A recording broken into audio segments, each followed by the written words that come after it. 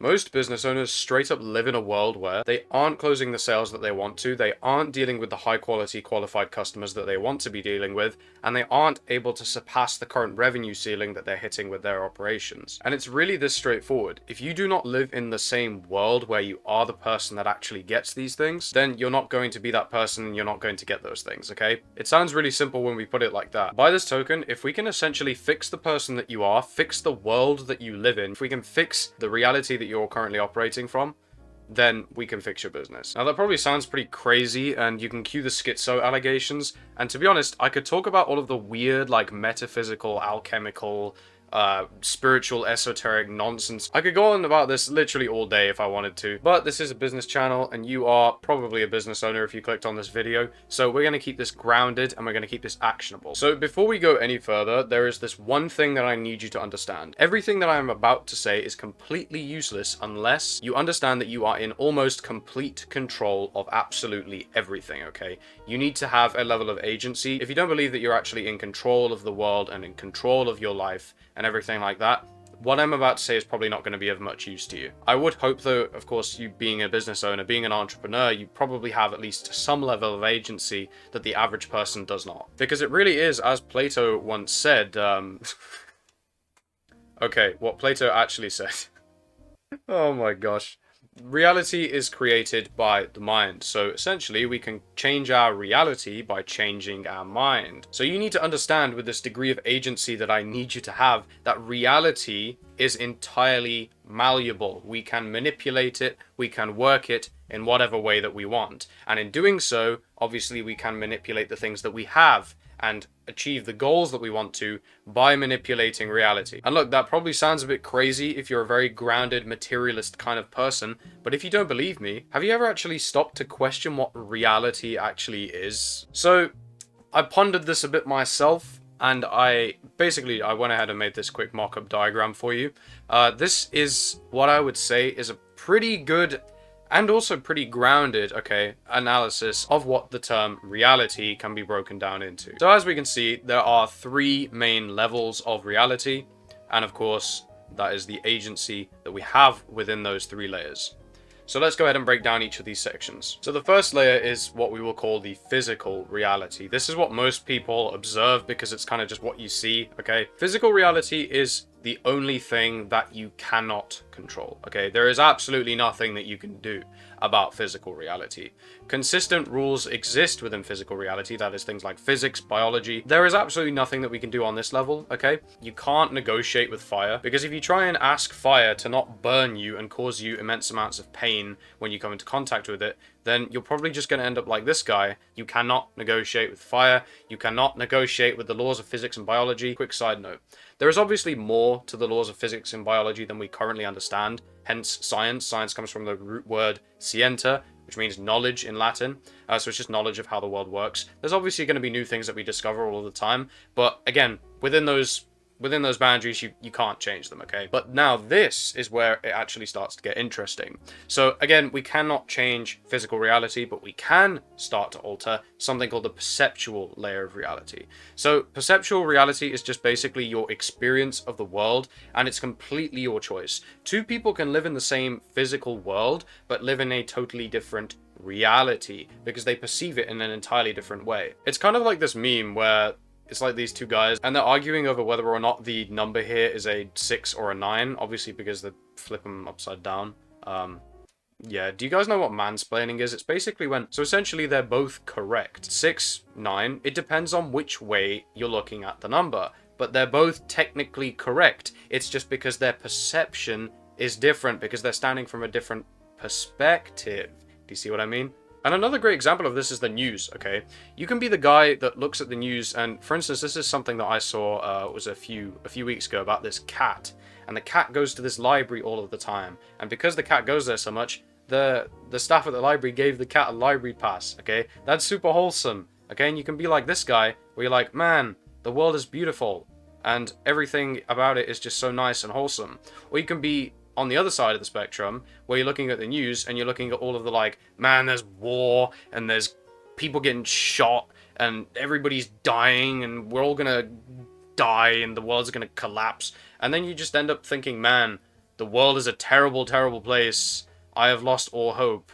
And then it's just like, well, it's a matter of perspective. You can just go ahead and change your perception just by changing where you're standing when it comes to the news. Look at the wholesome news and you start to think, hey, maybe the world's not so bad. But you look at the terrible news and you're like, oh man, we're all cooked and we're all gonna die. Okay, so it's a matter of perception.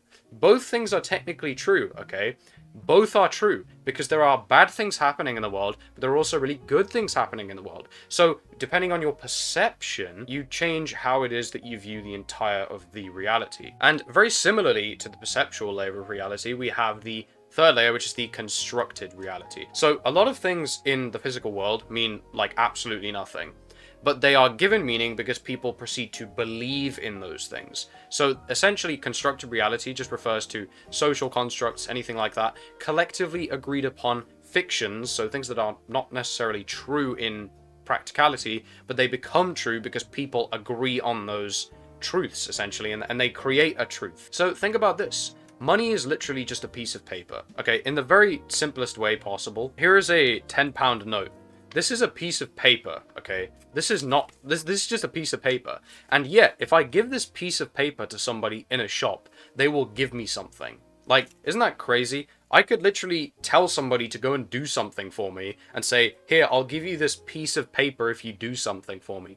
It moves behavior, but in reality, it's a piece of paper. There's nothing special about this. It's given meaning by constructed reality. Another funny example of this are things like omens. So if you look a lot into history or like old stories and whatever, people used to take things like omens very, very seriously. So if you've ever heard of the crow on the roof omen, where basically people would say, hey, there's a crow on that guy's roof, that means that they're going to run into some bad luck, they're probably going to be dying soon. And I think this actually came about, if I'm not mistaken, during the Black Death, Great Plague in Europe, where crows were everywhere because there were tons of dead bodies that they could just eat. So crows were everywhere, landing on people's roofs, and they'd see the crow on the roof and they'd be like, that person's gonna die, that the plague has entered this person's house, and then they'd send the doctors in or whatever. Things like that. Omens essentially don't really mean anything unless you give them meaning. If I see a butterfly outside, I can say, wow, there is a butterfly, that's so cool. But if I start seeing the butterfly as an omen of positive change in my life, I am then brought happiness and I'm affirmed by seeing the butterfly, despite the fact that it's just a freaking butterfly. Like, that's how constructed reality works. In a nutshell, it just comes down to the conviction that you hold about certain things. Anything that you have conviction in will probably become true, okay? If you are convinced that something is going to happen, odds are it will happen. You become a self-fulfilling prophet. It's like that thing that Henry Ford said. Whether you think you can do something or whether you think that you can't do something, you are right, okay? If I think to myself, I can do this thing, I will do the thing, probably. But if I think to myself, I can't do this thing, then I'm going to then follow up that belief with a behavior set that is going to prohibit me from achieving the set outcome of doing that thing. And again, something that Steve Jobs once said, those who are crazy enough to think that they can change the world are the people that usually do go ahead actually change the world. It all comes down to the conviction that we hold about things. We can construct our own convictions, our own beliefs, and essentially go ahead and then follow suit with the behaviors and change reality like that. It's that simple. You can just give meaning to absolutely anything you want. And look, as insane as this sounds, people will say, oh, you're insane for thinking that this thing means this thing. But in reality, everybody's doing this unconsciously. They see a gold Rolex and they're like, wow, this guy must be really successful. And this guy has a load of status. I envy this person. I respect this person. Whatever it is, okay? It's a piece of metal with some smaller pieces of metal inside that have been mashed together and created that thing. That's literally all it is. We just give it meaning. And this is kind of why, because I know we talk a lot about branding and stuff on this channel, things like luxury goods, for a lot of the time, are just complete, like, myths. Like, people will buy $2,000 glasses from Tom Ford or something when it was made for $30 in a Chinese factory, okay? But it's just because of the belief around the brand that people think that it is more than it actually is. It's all constructed reality in action. All of these people, okay, had tremendous self-belief. These are all significant historical figures that did great things with their lives. They all had amazing self-belief because they consciously chose to believe I am destined for result, and they started acting in accordance. Arnold thought he was going to be successful when he was like still impoverished in Europe. Alexander thought that he was born of the gods and he was destined to rule the world. People like J.P. Morgan thought like, yeah, I am the system. I am the banking system. Julius Caesar, I am dictator of Rome. I do these things. I achieve these things. I conquer this. I do that. Napoleon, I am the emperor. I do this thing.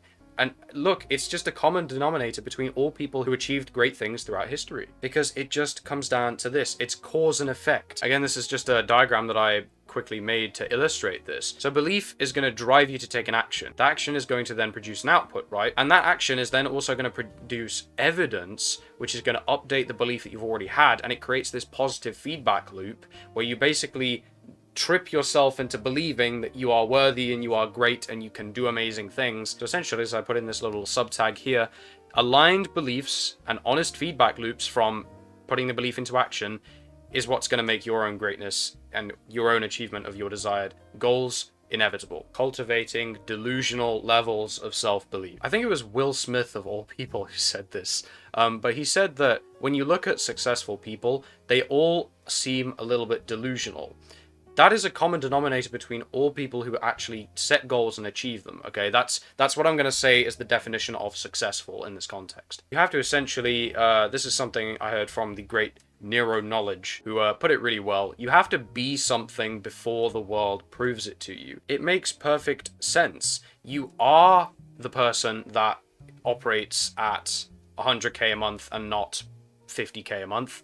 You then act in the way that actually serves that belief and serves that identity, and then you make 100k a month, and then you're like, oh yeah, I really am the person who makes 100k a month. And it's all cause and effect. You decide to be something, and then you do it. But if you say to yourself, nah, I'm never gonna make 100k a month, I'm gonna be broke for the rest of my life, and then that drives you to take actions that reinforce that identity, and then you don't have this output, you have a negative output, and that negative output serves to reinforce the negative belief. So do you see what I mean? You can't be the person that says, I'm ugly and I'm unattractive and I get no girls or something, and then you proceed to walk around acting like an unconfident, ugly person instead of saying to yourself, nah, I'm attractive, I get girls, I'm really good at talking to people, and everybody likes me. And then you go ahead and you put that into action, and then the action actually develops the outputs, and then it creates a positive cycle instead of a negative one. I will say, of course, cultivating delusional levels of self-belief is quite difficult. If you find it hard to convince yourself, you probably have some very deeply set limiting beliefs and mental blocks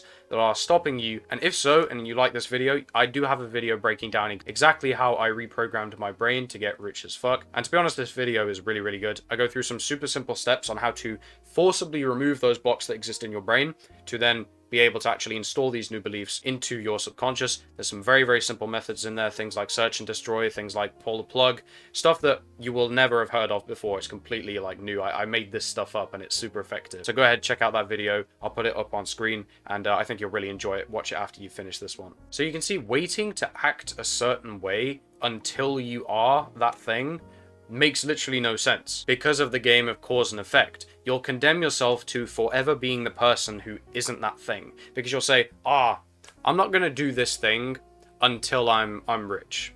So then you do things that keep you from being rich, and then it basically reinforces the version of you that is not rich, and then you stay like that forever. It's just cause and effect. It doesn't make any sense. Do you see what I mean? And the great thing about understanding this is it covers both the literal and also the spiritual perspectives of how the world works. So you're basically winning on the causal realms of reality because as many sort of metaphysical schools of thought like to say, reality is made up of many, many different planes, and there are some of those planes where things happen that basically result in our physical reality, which is apparently the realm of effect. You do things on the causal planes, and that creates a tangible change in the physical plane, basically. That was a really, really simple explanation of something very complicated. In addition to winning on those spiritual realms, you also win in terms of behavioral science. There is a legitimate psychological phenomenon that they did studies on, I think, just last year, which is called the Batman effect. So let me just quickly explain this to you. So they did an experiment with a bunch of kids, and they gave them like a task to do, like a challenging task. And they timed how long it would take for the child to be focusing on the task, and then eventually give up. And they would take one other kid out of the massive group, and they would ask him, okay, what's your favorite superhero? And the kid said, Batman. I love Batman. And so basically they were like, okay, well, you know, go ahead and do this task in the same way that Batman would do it. I think they gave him like an outfit in it as well and everything. So this kid basically went in there, viewing himself as being Batman, or at least being like Batman, who is a capable superhero, as we all know. And this kid absolutely wiped the floor with everyone else. He just did this challenge, he focused on it for ages, and he did really, really well. That is literally the Batman effect in action. So this kid thought of himself as being capable. He thought he was Batman, basically. Very literally me-esque. But he thought he was super capable, he thought that he could do this, he thought that he had insane amounts of determination and willpower and strength, and so he did it. Cause and effect. So yeah, if you can double guarantee you actually making this work because you're covering your backs in terms of the spiritual and the literal behavioral science perspective, why the hell not, okay? You might as well do this. It doesn't hurt to have that insurance, does it? Now, many people are going to say all of this is LARP. And of course, if you, for whatever reason, have been living under a rock, you don't know what the term LARP means. It means live action roleplay. You know, things like role-playing games and stuff. It's basically where people meet up and they just do it in real life. And so by saying that this is LARP, they're not exactly wrong, because you are kind of pretending to be somebody that you're not until you are. You are being it before the world proves it to you. But the thing is, when people say that, they're going to mean this in an insulting way. Oh, this guy is just LARPing. He thinks that he's this thing and he's not. But let's just go ahead and break that down real quick. You could be one of these people, and I'll call this scenario A. These people are forcing themselves to stay mid and unhappy, and they're going to try and stop anybody from rising above them. So if you've heard of the crab in a bucket mentality, they kind of embody that, where no crab lets the other one climb up. They like pull each other down so they all stay stuck in the bucket. And they essentially cast negative spells on themselves. Now, what do I say when I say spells? I don't mean witchcraft, but think about what a spell is. You say something or you do a certain action to create a result. Because if you think about it, all they're doing is basically like chanting incantations internally of like, I am never gonna make it, I am stuck, I now need to project my insecurity and my negativity onto other people who are actually trying to make it. You know, that kind of thing. So, to me, this kind of makes no sense. I don't know why you would ever want to live like this. But apparently some people do. I do honestly think that it's just because they're not aware. But again, you are now, so you have a choice. Or you can be like the person in scenario B. You can be like Gandalf here, wizard. You can basically just live in that positive bubble most of the time, so you can be happy almost always. Again, something's going to happen. I'm not saying you be happy 24/7, but you can stay resilient. You can stay grounded. You can basically live in a way that you already have everything that you already want. You have delusional levels of faith and confidence, and you cast positive spells on yourself instead. Yes, I do achieve things. I do have these things. Nothing can faze me. That kind of thing. And so instead you're affirming yourself into a positive outcome that you want to actually be in, instead of the other way around like most people who thinks it's not realistic for me to have this thing and this thing. Who cares? Have that faith and just say, yeah, I'm going to get it. And odds are, again, it's like Steve Jobs said, you know, the people who think that way are usually the people who actually get that thing. So it really comes down to what kind of life would you rather lead? Where would you rather have your business go? It's like that monologue. Shakespeare essentially goes, all the world's a stage and everyone is just a player, they're an actor, and you basically just play a part. Like, that's how life works. So essentially, life is a role-playing game. Life is a performance, and it's up to you entirely what kind of role you choose to play. Do you want to play the role of the person who's constantly hating his life because he thinks that he's never going to achieve anything? Or do you want to be the person who's so convinced and so immersed in that sort of reality where he is going to get things because he's altered his perceptual reality and his constructed reality? Again, it's completely up to you. So thank you so much for getting to the end of this video. I hope you found this super duper valuable. But other than that, I have found in my 3 years of working as a direct marketer and a consultant, after being behind the scenes of many different online operations, a lot of the time people are struggling with hitting revenue ceilings, etc. because of beliefs, okay? And me and my team are for a limited time giving away free marketing, sales, and brand strategy audits. See if maybe there is some psychology in the C-suite that needs a bit of alteration to go ahead and move to that next level. So again, if you want to apply to get one of those audits for completely free, insanely valuable, changes lives, I promise you, go ahead and check out the link in the description beneath this video. and book in a call with me, and we'll see what we can do to help. But other than that, thank you very much for getting to the end, and I will see you in the next video.